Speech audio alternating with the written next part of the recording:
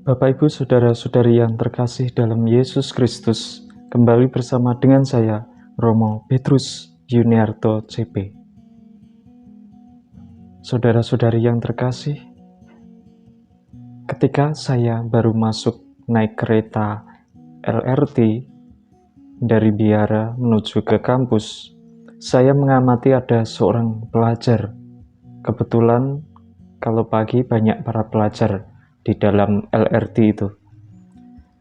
Ia awalnya duduk. Ketika melihat ibu-ibu, dia langsung mempersilakan ibu itu duduk. Dan ibu itu memberikan ucapan terima kasih serta senyuman.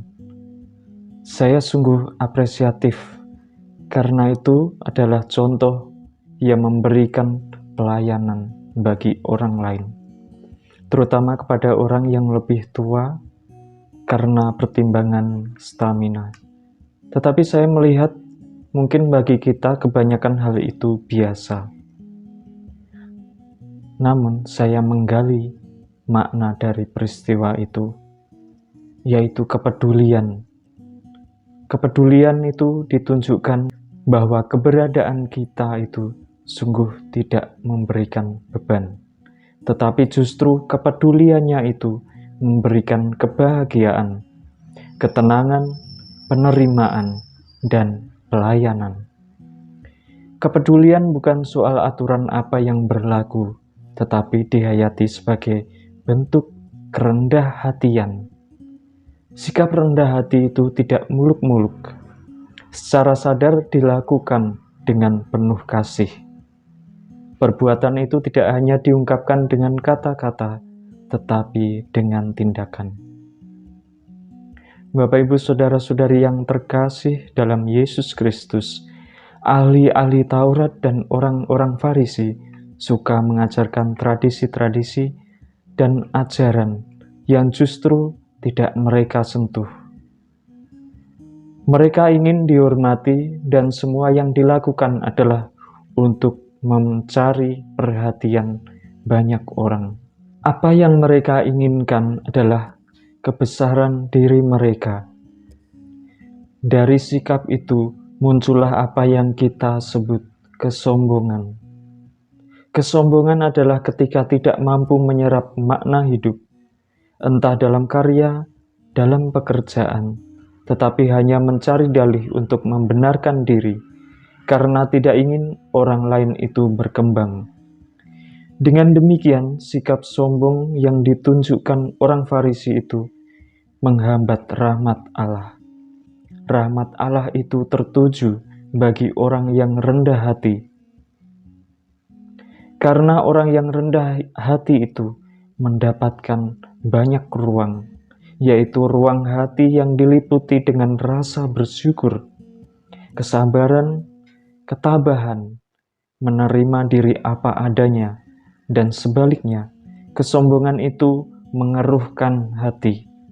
Melihat orang lain lebih rendah, tidak puas dengan tindakan orang lain, membenci, dan lain sebagainya.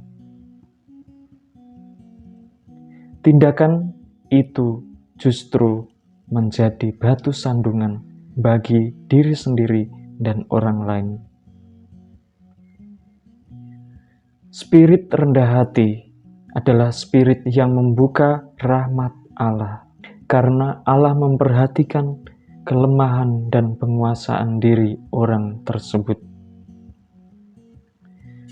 di mana ia memberikan ruang untuk Allah tinggal dalam hatinya dan mengajarnya, sehingga perbuatan yang dilakukan oleh orang tersebut benar-benar dijiwai oleh apa yang dikehendaki oleh Tuhan.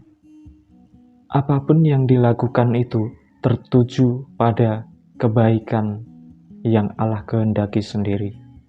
Yesaya mengingatkan orang-orang yang ada di Sodom dan Gomora supaya mereka berhenti dari berbuat jahat dan melakukan keadilan.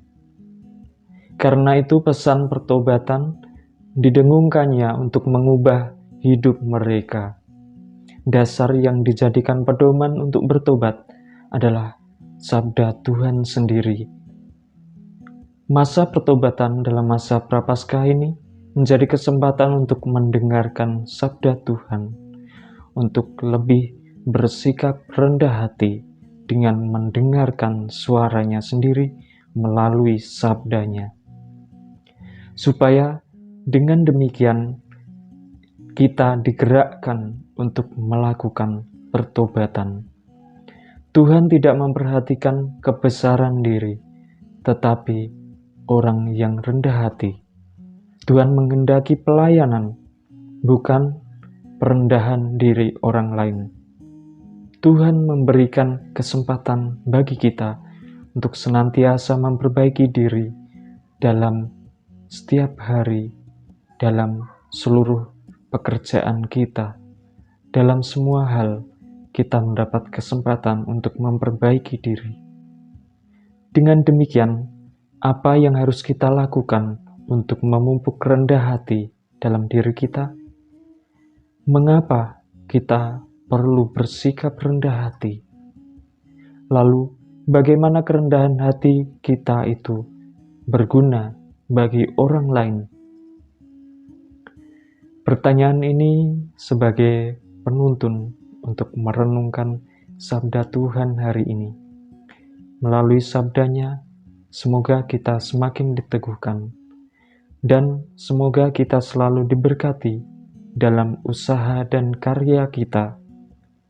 Salam sehat, Tuhan memberkati. Amin.